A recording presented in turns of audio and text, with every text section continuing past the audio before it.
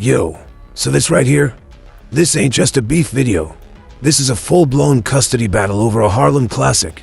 You got pride on one side, disrespect on the other, and a threat to swing that's got the whole timeline buzzing.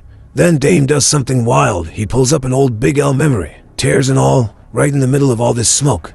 And that's when you realize what this is really about. It's not just who said what. It's who gets to own the paid-in-full story, who turns it into a show, into a check, into legacy. Because from here, we're going through the rights war, the ugly radio interview, a lawsuit with more zeros than most of us will ever see, and an apology that might not be what it looks like. So, stick with me by the end. You're gonna have to decide for yourself who's really running this narrative. Here's the headline everybody's arguing about. 50 says he's locked down the rights and he's got a series coming. Dame says that's cap, calls it a troll move, and swears there's nothing real for 50 to even buy in the first place. Now look, y'all gotta understand, in Hollywood, owning a story ain't one signature. It's a whole stack of paperwork. Chain of title, life rights, likeness approvals. Who owns the soundtrack? Who owns the trademark? Every single piece needs its own key holder to say yes. Announcing a show on Instagram, that's free.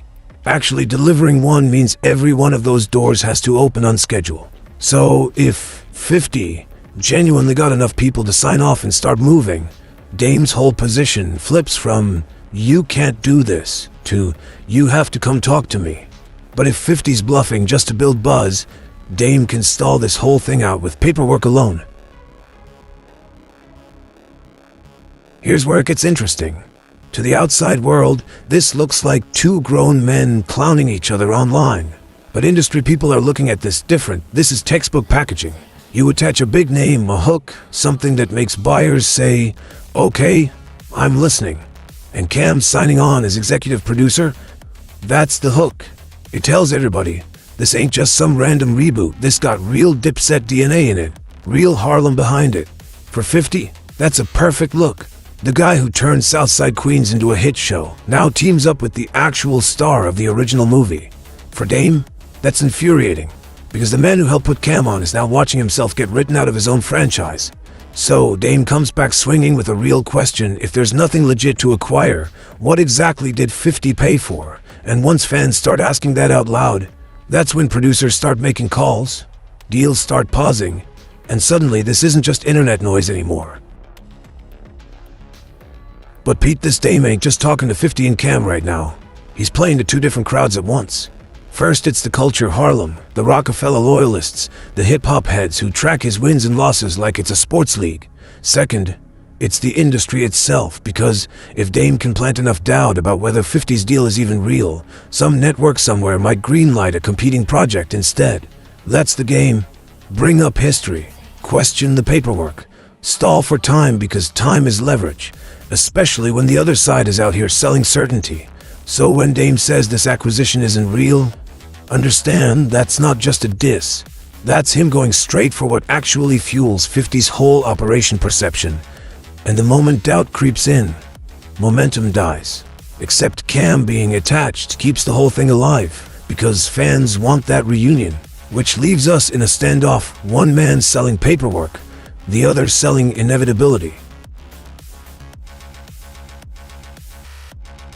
Now Dame pulls up to the Breakfast Club trying to reset the whole conversation, talking deals, equity, saying this is all one big misunderstanding. But y'all already know how that goes. Charlemagne don't play. He knows exactly where to press. So the bankruptcy talk comes up, the debt rumors come up, and Dame's trying to spin at loans as leverage, structure as strategy. Sounds good on paper, but here's the problem: strategy don't go viral. Conflict does. And the second Dame threatens to swing on a host, forget the whole business lesson. That's the only clip anybody's saving. See, that loan question was supposed to get flipped. Dame wanted it to land as, "I'm playing chess, not checkers." But that's not what the internet heard. Twitter, IG comments, all of it, people, ran with one question. If you're that established, why you this heated? And that's the problem when your whole brand is built on "I own everything, I'm the boss," one shaky answer, and people start picking it apart in real time. Here's the thing. Dame's whole philosophy has always been beef is corny, focus on ownership. So the moment he starts digging into old history and coming for character, He's basically inviting the exact response he claims to hate. And that's exactly what he gets. Cam claps back, calm, controlled, on his terms. And this right here is the part people can't stop talking about: the temperature difference. Dame's coming in hot, volcanic, throwing haymakers. Cam, ice cold the whole time. And even people who don't rock with Cam are noticing that chill, because that kind of composure hits different online. It shapes who gets booked, who gets the brand deal, who the internet decides to root for. After this interview drops, watch how the conversation shifts. It's not really about whether 50's deal is legit anymore. Now people are asking if Dame can actually let this go. And that shift matters, because next we're talking about numbers with more commas than anybody expected. Announced damages in the hundreds of millions, and you're not just making a legal move, you're hijacking the whole conversation. Every headline after this stops being about a TV show and starts being about risk, exposure, who crossed the line first. This radial moment right here, that's the runway. Everything after this leads straight into the lawsuit. Now, once this hit social media, the whole conversation changed. Cam doesn't clap back loud, he takes it to his own platform and reframes the entire thing. In his eyes, this wasn't just a jab. It was a violation of something private turned public, and that one line does a lot of work. Because now the escalation doesn't look like Cam overreacting, it looks like Dame forced his hand. Now listen to what Cam's really saying underneath that calm tone, because it's a lot sharper than it sounds. Point of no return isn't just a soundbite, that's Cam laying out a rule. A private apology isn't gonna fix something that got aired out in front of millions. If you embarrass somebody publicly, the correction has to happen in that same light. That's how reputations work once something gets edited into the public record. Staying quiet just lets that version stick. And Cam's not saying he won't go there on the old stories. He's saying if we're doing this, we're doing it his way, on his timing, with his receipts, not somebody else's spin dressed up as nostalgia. Now pay attention to the pacing here, because this is where you really see the difference in how these two move. Dame's energy is fast threats, call-outs, long monologues. Cam moves like he's playing a chess clock. Let the other man burn his own time. And that pacing difference is doing a lot of work on the internet, because when one side looks like they're panicking and the other looks calm and in control, fans start making up their minds about who's really steering this thing. And that matters more than people think, because control of the narrative turns into control of bookings, brand deals, who the culture still respects. Cam's move here is basically telling Harlem, I'm not turning this into a circus. If it's gotta be a fight, it's gonna be with words, not in the streets. Now here's where it gets messy. Legends in this culture are untouchable. Bring up Big L's name wrong and the whole room reacts. So when Dame goes back to an old story involving police lights, a car, and Cam allegedly breaking down, this ain't just gossip anymore. This is Dame putting Cam's credibility on trial in front of the whole internet. Now let's break down why this story hit as hard as it did. First, the stakes Dame's describing. Alleged weight in the car, the threat of real prison time. Second, it's wrapped around Big L's name, which is sacred territory in Harlem. Third, the way Dame tells it, laughing while landing the punchline about Cam supposedly breaking down. That combination is built to travel. But here's what critics online are already pointing out. The more a story spreads, the more it can get shaped in the retelling. Was this word for word accurate, exaggerated, selective? Nobody outside that car can confirm every detail, and that's important, because even if pieces of it are true, the timing and delivery are choices Dame made on purpose.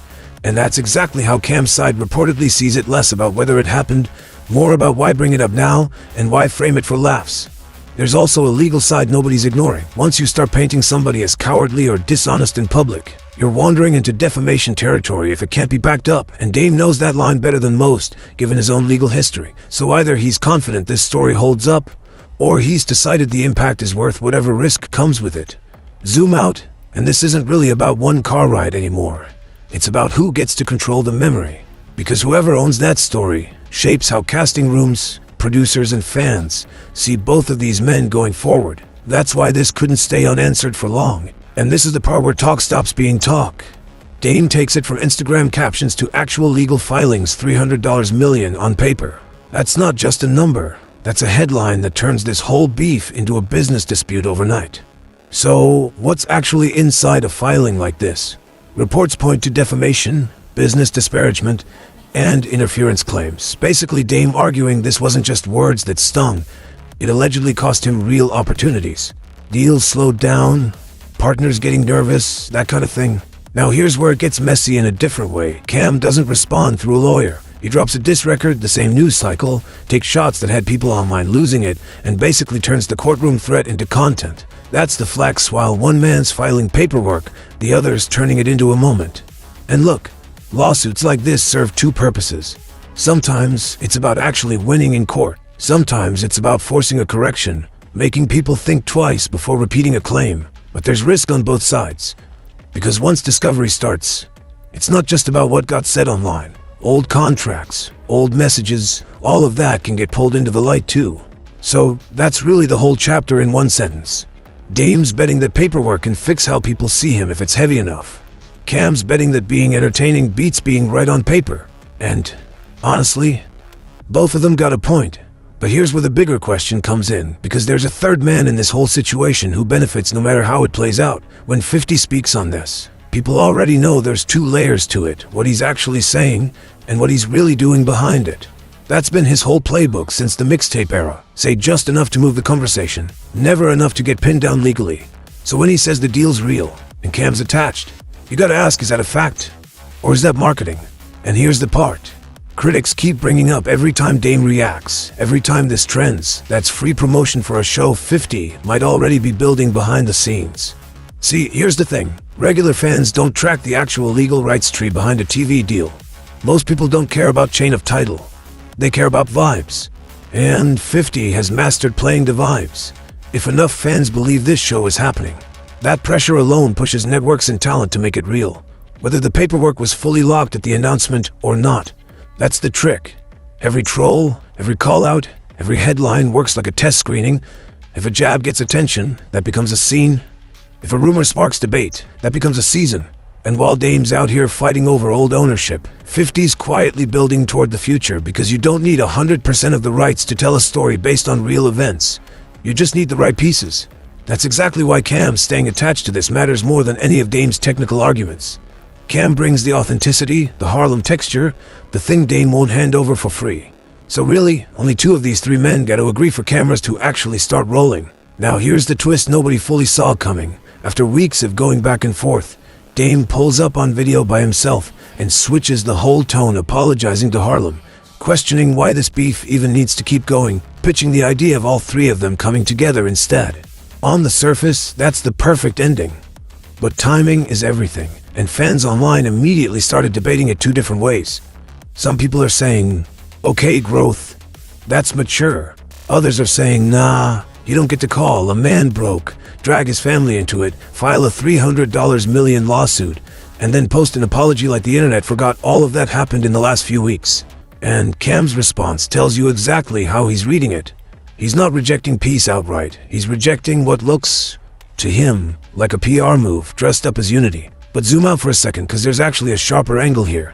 This unity pitch isn't just about repairing Dame's image, it's basically a pitch for a whole format. Three big names, real tension, a public reconciliation. That's the kind of story networks and brands eat up. It lets Dame reclaim his standing, lets Cam prove he can produce more than just a diss track, and gives 50 another marquee project to build around. Problem is, trust doesn't come free. You can package unity as content, you can't fake it twice on camera. So where does that leave us? An apology is one scene, it's not a whole season. Not unless the behavior actually backs it up. And Cam, holding back, at least for now, tells you he's more worried about getting boxed into the wrong ending than he is about looking petty online. Because let's be real, paperwork versus perception, ownership versus legacy, that's what this entire saga's been about since day one. Dame says he's the architect. Cam says legacy isn't something you just hand over. And 50, he doesn't even have to argue his side, he just keeps suggesting. And the whole culture keeps leaning in. That's real power. So who actually gets the last word on this story? Maybe nobody does. Maybe it's Harlem. Maybe it's us the fans deciding which version we keep watching, keep sharing, keep believing. Because until contracts are signed and cameras actually roll, the real author of this whole thing is still the timeline itself.